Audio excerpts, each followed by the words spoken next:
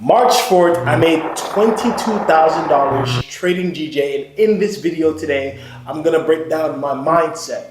I'm gonna break down the technicalities that came with it, and most importantly, I'm gonna break down my strategy that made me this 22K. Let's jump right into it. So, everybody in my Telegram, which is free, Signals group, live trading room, caught this trade. Even on Instagram, I went ahead and showed when I took the buys for this move. Now, every week over week, I do my Sunday pre-market analysis where I basically break down GJ from the highest time frame to the lowest time frame to see what my weekly projection is going to look as far as for GJ uptrending or downtrending. So with my daily routine, we're gonna kind of dive into that as far as for how it is that I approach GJ every day. Now, as you guys know, there is three types of traders. There's a scalper, there's a day trader, and there is a swing trader. For this specific trading setup, I was more of a day trader slash swing trader. I want to say day trader just because the amount of time that it took. Again, I did this in roughly about 16 hours. So day trading, almost swing trading, but this strategy works for scalping, day trading, and most importantly, swing trading. So I want to jump over three things that are super important that you should use when it is that you're trading GJ that's going to change the game for you completely. The first thing is, don't let a bad trade define you. During this setup that I went ahead and took for GJ, I got stopped out. And I want to let you guys know that getting stopped out in a trade, it can affect your psychology. It can make you feel like that the analysis that you had when it is that you're trading was wrong. When in all reality, trading is all about taking the right trade at the right time. So sometimes the timing of it may have been bad. Sometimes you may have need to have a little bit of patience. But because GJs appear that kind of wicks heavy sometimes, depending on where you are within market structure, you really got to kind of concentrate and understand that, are you really buying at the proper low or are you selling at the proper high? So knowing where you are within structure is going to be very, very intimate to when you're trading GJ. But most importantly, besides all of that, if you do get it wrong, don't let it affect you. This game is all about small risk and big reward, and I stress that each and every time. So if you take one bad setup, two bad setups, have your game plan and don't let it affect you at all. Number two, trading the trending market. If the trend of the market overall is in an uptrend, don't try to sell. If the overall trend is in a downtrend, don't try to buy. Simple as that. I do it because I have experience. But for GJ specifically, the trend is always going to be your friend. So whatever time frame that it is that you're doing your analysis on, stick to that time frame that works. And most importantly, follow the trend of that time frame and you'll have the best results possible. The third tip, right, is buying at a market structure level. I say buying because for this trade specifically, I took a buy. And if you guys know how market structure works, in an uptrend, it consists of higher highs and higher lows. You shouldn't be trying to buy at a higher high. You should be trying to buy at a higher low. Sometimes that vision is not so clear when we're on the charts. Sometimes it's a little tainted because we don't know where we are, but we want to make sure that most importantly, that we execute all of our trades at the market structure level, which for this situation is going to be buying at a market structure higher low. That is the point where the market for an uptrend retraces to the lowest point to where you'll have the least amount of drawdown to where you can get in that move smoothly, quickly, and accurately. So let's jump into the land of the charts so I can properly show you guys on how I executed this trade. All right, cool. So I went ahead and I took three positions right around here. As a matter of fact, I can actually show you. Bam. So I took three positions. You can see all of them. Now, the most important thing with these positions and everything is I want you guys to pay attention to the pips, right?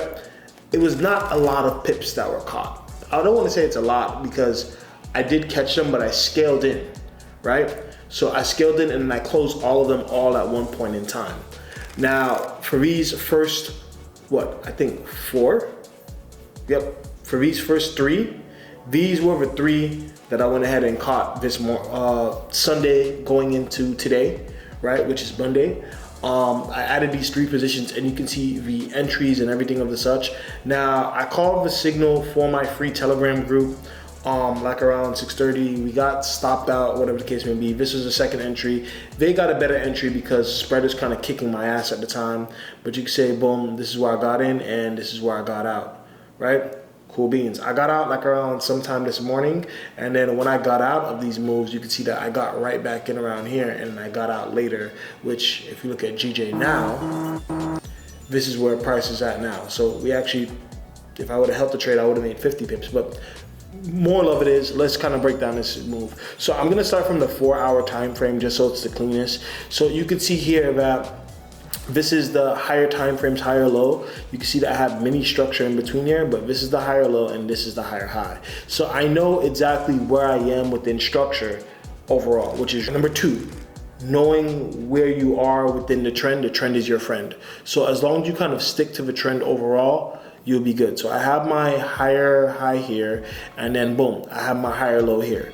So now that price has made this higher low here, this is where the week kind of started, and I can kind of pick up where we left off. Now you can see I have these supply and demand zones. I use them as support and resistance. Now what's most important about this process is that if you're at a demand zone, it's a range of price to where price should be getting pushed upwards. If you're at a supply zone, it's known as resistance. Me, I like to trade these from zone to zone. I like to use these zones as TP areas for my weekly and daily process when I'm in a trade. What really defines if I hold a trade or if I close a trade is really gonna be my pip goal and where I am within the trend. This is a trade that I definitely could have held. It didn't give me any reason to close out, but because I wanna create content and because I wanna, move forward on with my life, I decided to close out these positions. So now this is a 4-hour perspective. I don't start from the 4-hour on a day-to-day basis. I start from the weekly, really from the monthly, and work my way down. So you can see even here on the daily, you can see that the trend is clear. I can see that I'm clearly in the uptrend and so on and so forth. I work my way down to my time frame of entry, but enough of that. Let's just talk about this move. So clear as day from this higher high, we could see here that we were in a bit of a range on Wednesday, coming back up until Thursday, and then boom. This is where the market kind of opened up as far as for yesterday on Sunday, which is right around here. So boom, Sunday, we opened up, price was consolidating. The number one thing that really kind of stood out to me, I don't have it drawn now, but I have the QP there, it was this zone. But if you look behind here, it was really this QP right here. QPs are institutional, fundamental, and technical support and resistance. So I saw that we had, let's go down to the lower time frames. I saw that we had a bunch of rejection kind of going on around this area. So I said, perfect. We shouldn't break this low right here, so I should be good to take the trade. Cool. Took the trade, got stopped out. Like I said, number 1, don't let a bad trade define you. It was cool, it is what it is. I still believed in my analysis. I didn't switch to the 30-minute time frame and saw that we were retesting this engulfing right here that happened. That's all this was. This little green line right here, we were retesting this area. So once I saw that and I confirmed that, I waited for price to push back up on the lower time frames. I switched to the 5 minutes so you can see what I saw. And once I saw that buyers had this strong momentum and we broke, I waited for the retest right here and then I got in. I set my stop loss for, I didn't set it immediately, which is another thing that I do. I don't set my stop loss immediately. I let the markets breathe.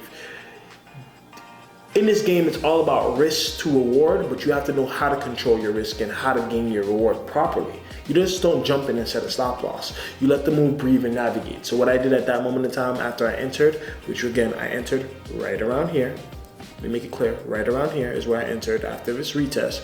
I let the move breathe and I saw that we were flowing into profit. By the time I hit TP1, which TP1 for me was about 10 pips, I then said, okay, the move doesn't look like it's retracing, looks like we're flowing with the direction of trend smoothly. I can begin to set my predetermined stop loss area.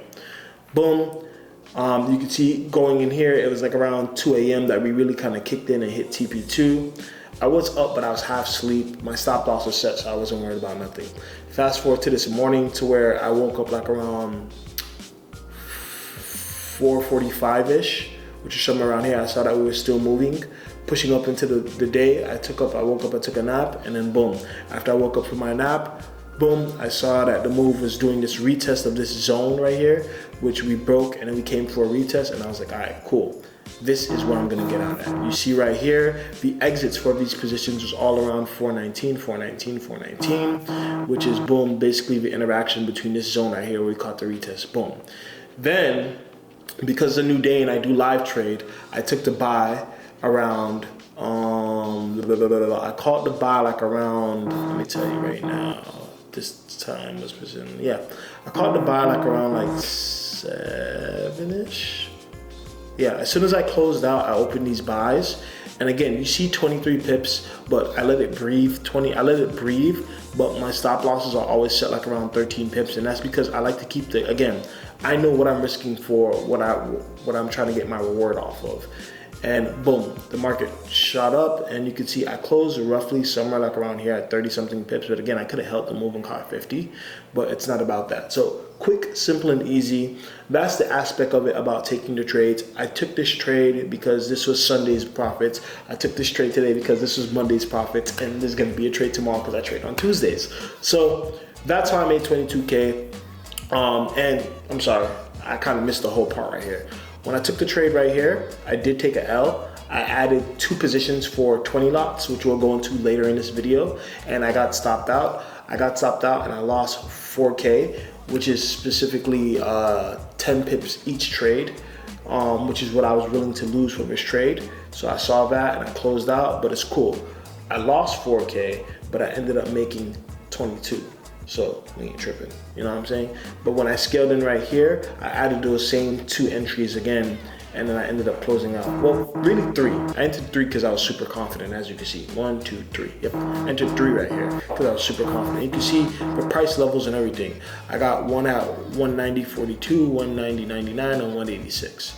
So relatively all within the same area right here, just catching the overall push and breakout.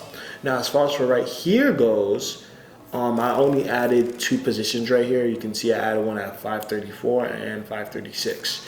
So again, I try to be as transparent as possible. You can even see GJ's trending even right now still. Like, god damn, still. Like, this shit's flying up. But it is what it is.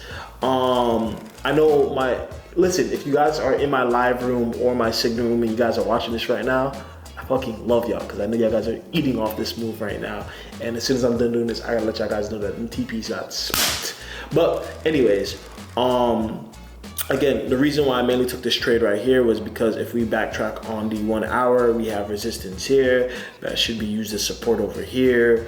Basically using supply and demand as support and resistance while flowing in the direction of trend. I try to keep things simplistic but easy. What really kind of diverts my attention a lot is really the candlestick volume, that, and also the candlestick, basically candlestick analysis, basically being able to interpret the buys and the sells, as far as for buying pressure and selling pressure, as far as for where we are. So that kind of is the reason why, again, I took this trade. Again, candlestick analysis is going to be important, and the way I like to dissect my candlesticks is from higher time frame to lower time frame, so I can understand what's going on and what the candles are looking at. Everything matters to me, the bodies, the wicks, all those details. But that is how I went ahead and made 22,000 on the charts. Quick, simple, and easy. I followed the trend. I entered in at the higher lows, and most importantly, I flowed with the trend strategically, and I left it as that.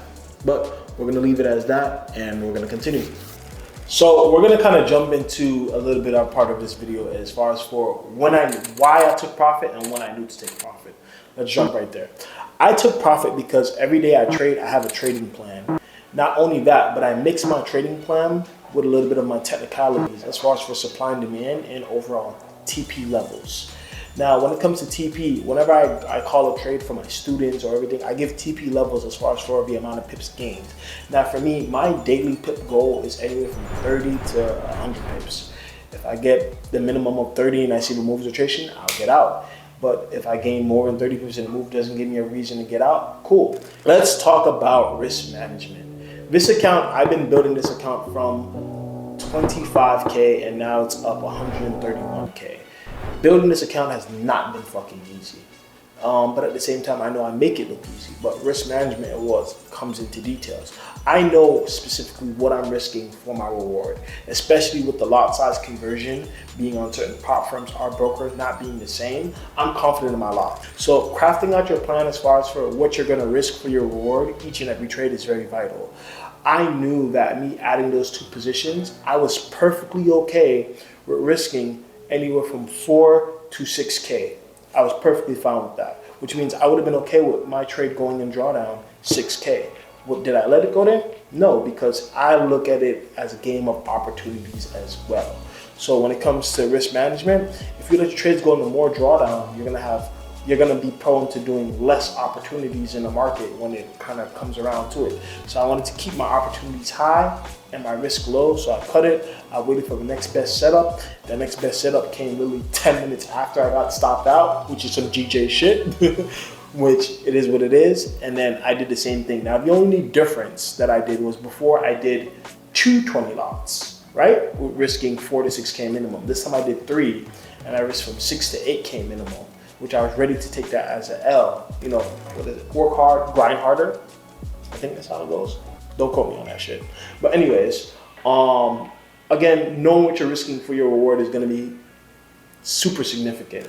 So we explained the risk management, we explained the reasons on why I took the trade, which GJ is still pumping, and most importantly, we explained when to take profit.